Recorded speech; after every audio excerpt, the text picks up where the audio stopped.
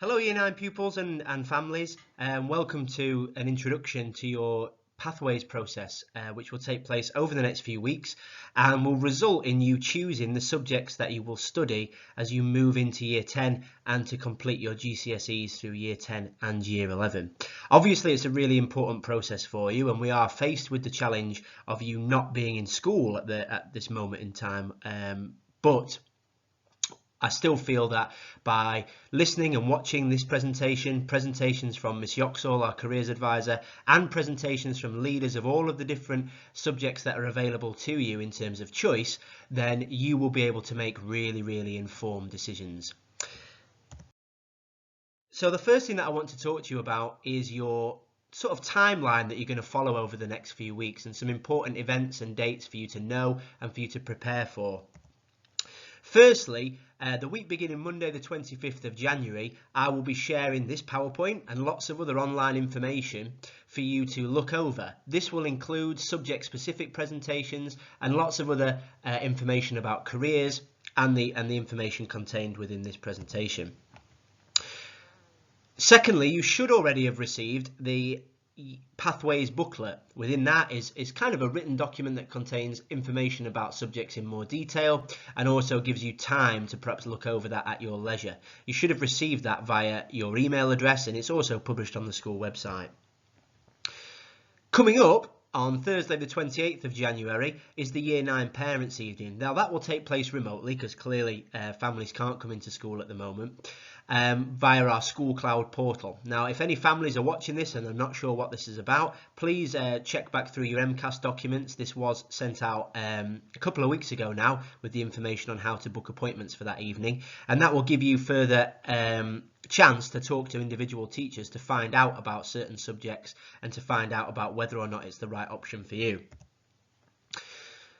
We are working on quite a tight deadline of Friday the 5th of February. Now that might seem really short time frame.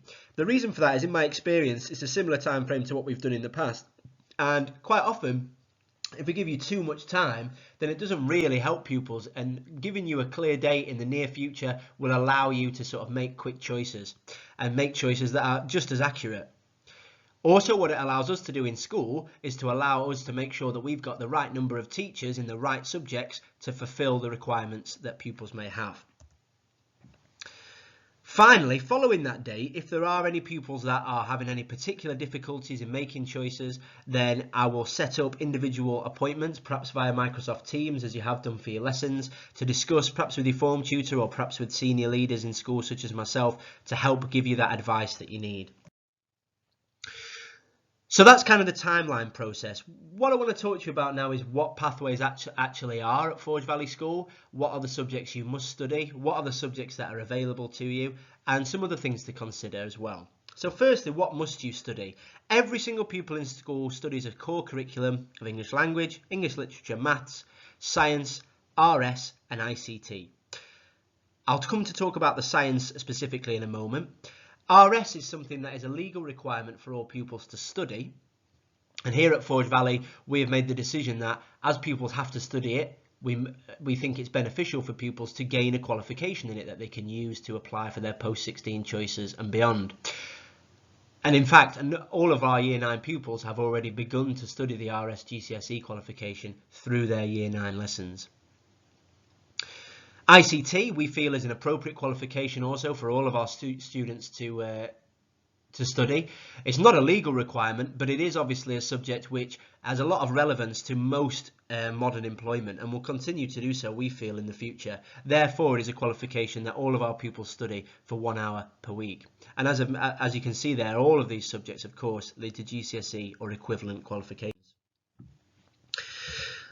Over the last few years, of course, there's been changing demands on pupils, and you will already be familiar, if you've from a family perspective, if you've had older children come through the school in the last few years, that all assessment is linear. Exams are taken at the end of courses, so pupils currently in Year 9 watching this will take their GCSE exams in the summer of 2023, which seems a long way away, but I assure you will come quickly.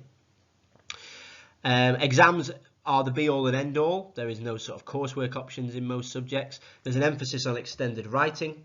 and there's assessment of mathematical skills across the curriculum. So we feel that it's really important to give our pupils a broad and balanced curriculum to allow them to be successful across all qualifications. You will also be familiar by now, I hope, with the grading system of 1 to 9. This is something that we've been reporting on as a school on all data for the last couple of years, so it's a familiar system for a lot of our pupils and families. Grade 1 being the lowest and grade 9 of course being the highest. Now what I'm going to talk about is the EBAC qualification, or its full title is the English Baccalaureate, which may make it more familiar to parents and pupils listening. The EBAC is a broad and balanced curriculum for all, and it's something that's promoted by the government, and it's something that we believe offers all of our pupils an opportunity to have as much academic rigour as possible within their qualifications, and to allow them not just a broad and balanced curriculum in school, but a broad and balanced number of options as they move forward into post-16 career choices or sixth form choices, etc. Now, as I've already mentioned, you have the core curriculum that every single pupil studies, but the EBAC curriculum also suggests that you must study either geography or history and a modern foreign language, which in school is Spanish. So the EBAC is achieved when pupils achieve a good GCSE pass in maths, English language, and obviously all pupils study English literature as well. A modern foreign language, which in our school is of course Spanish. 2 sciences, so as mentioned earlier, that can be the combined science route or the triple science route, which I'll again come back to in more detail later in this presentation, and then that humanities subject, and that's either history or geography. That doesn't mean that pupils can't do both. They can, so you can choose history, geography and Spanish, and they're your pathways choices alongside the core subjects. If you follow the EBAC route, however, you choose either history or geography. You've obviously got Spanish already, and then you have one free choice of any subject offered at school. So the EBAC, I believe, is appropriate for all of our students really. It gives you that academic rigour and also gives you that free choice within your pathway subjects to choose something that perhaps is a little bit different, perhaps a little bit more vocational, perhaps a different style of qualification, which we'll come to later, and also something that perhaps gives you a little bit of variety in your curriculum diet as well. However, not all pupils have to take the English Baccalaureate. It is not something that any pupil is forced to do, either by school or by the government. It is simply something that we recommend quite strongly. The main difference here is if pupils don't follow the English Baccalaureate pathway, is that instead of having one free choice, pupils would have 2. So, as I mentioned in the previous slide, every pupil has to take either history or geography or Spanish. Once that choice has been made between those 3 subjects, you can then choose any other 2 subjects that you wish to study into year 10 and for your GCSE qualifications. Now, another common question that I'm asked at this stage is what about science? What determines the triple or the combined science pathway? Firstly, who decides which science qualification you do? This is something that's decided by science teachers and the science leaders in conjunction with families and pupils.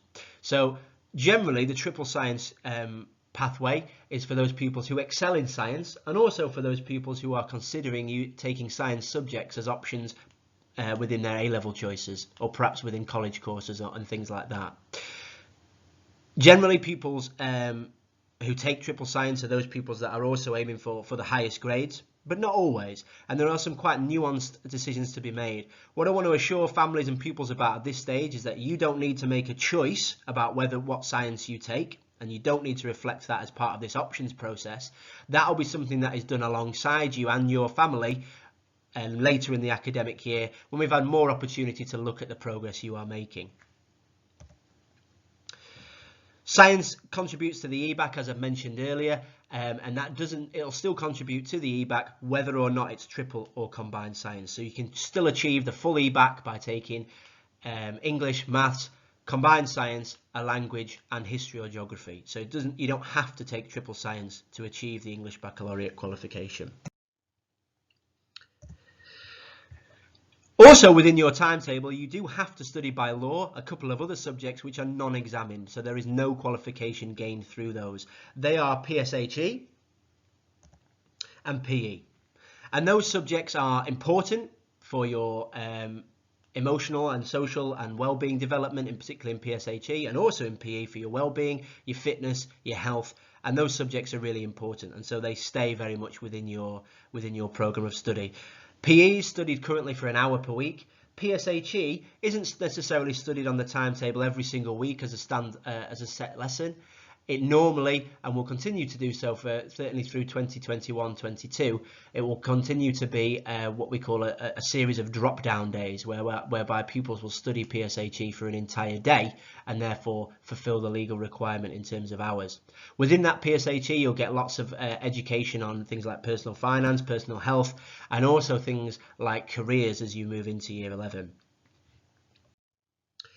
So what are then our pathways, our options, choices, subjects? There are a number of which you can see on the screen in front of you now. And as I mentioned at the beginning of the presentation, you should already have received a information booklet, and alongside this presentation on our website are lots of different subject-specific PowerPoint presentations with voiceovers from teachers which give you all the key information about different subjects. And as mentioned as well, Thursday the 28th of January is an opportunity for you to discuss some questions you may have with teachers via School Cloud on our Year 9 Parents' Evening. So to run through the subjects very briefly, you can see there history, geography, Spanish that we've already talked about within the e-baccalaureate. Also on there you've got DT Design Technology, Art and Design, Hospitality and Catering, which is similar to the GCSE food qualification, but the Hospitality and Catering is a more coursework based option within a similar line of study. GCSE Business Studies, BTEC Sport, BTEC Health and Social Care, BTEC Performing Arts, which incorporates elements of both dance and drama, GCSE Music, and GCSE Computer Science. All of these subjects and all of the information that you require is within our school website. So please, at your leisure over the next week or so, please have a look at these in detail. And obviously the subject specialists within there, you can fire any questions to them via email. There are some subjects which are more in line with coursework-based assessment, and for that and that aspect appeals to many pupils, and from experience I just want to talk about what those subjects are and how that works quite briefly. The BTEC qualifications that we offer, that I've mentioned there, BTEC Sport, Health and Social and Performing Arts, they typically have 75% coursework and 25% exam. And they're good courses if you're not confident at final exams. Many years ago when I first started working in education, BTECs were often looked on with a little bit of snobbishness, and I feel sometimes they still are. They're fantastic qualifications that are quite a little bit more vocational based at times, but very, very specifically focused on particular skills.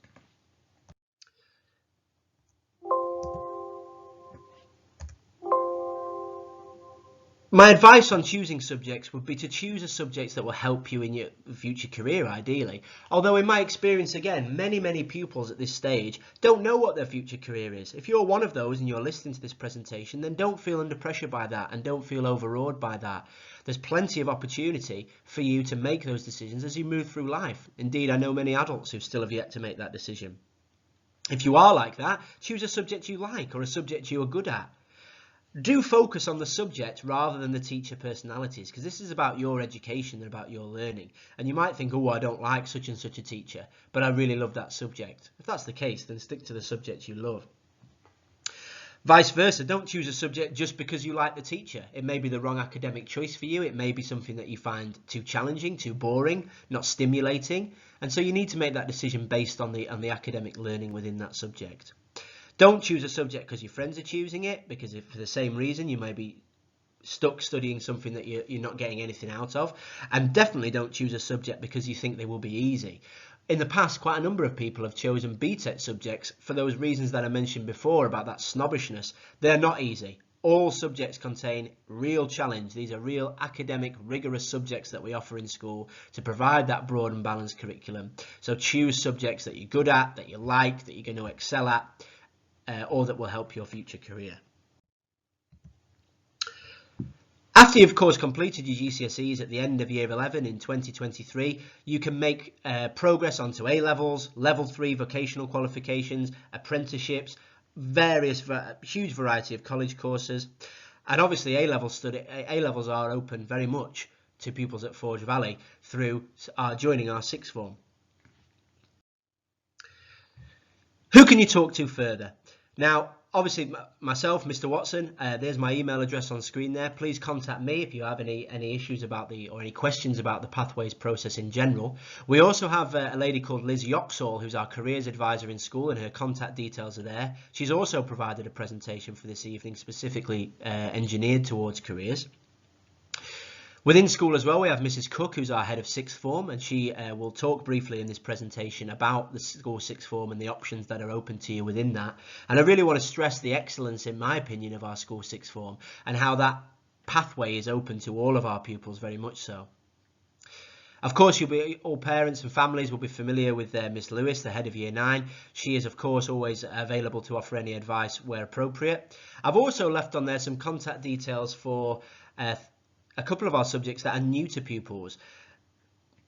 Miss Bowler in Health and Social Care and Miss Archer in Business Studies. Those subjects aren't studied in Years 7, 8 and 9, so you may not be familiar or as familiar with those colleagues in school or those subjects, so it may be that you want to contact those teachers and those leaders directly.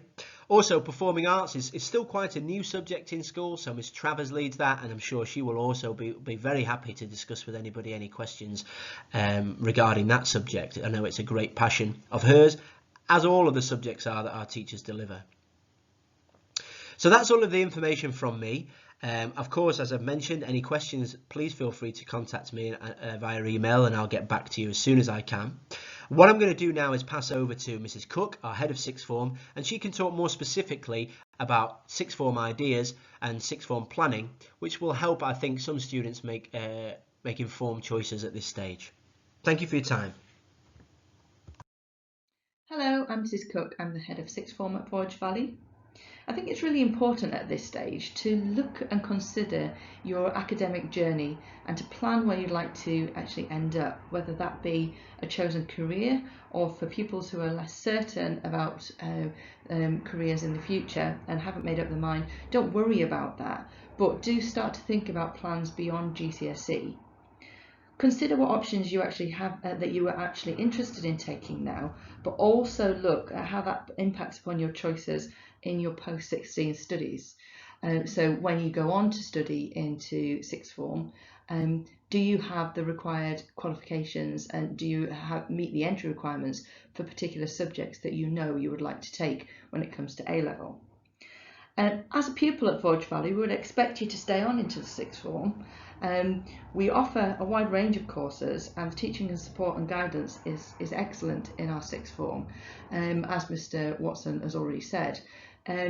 We would, I think in the past students have had to apply to Forge Valley and wait for news back whether or not they're coming, but in my view, you are students of Forge Valley, and so we expect you to stay on. So yes, you go through the Sheffield Progress routine of applying to the sixth form, but we do offer places. We make sure everyone is offered a place who comes to our school anyway, and then obviously we expect you to meet the entry requirements, but there is a place available for you all.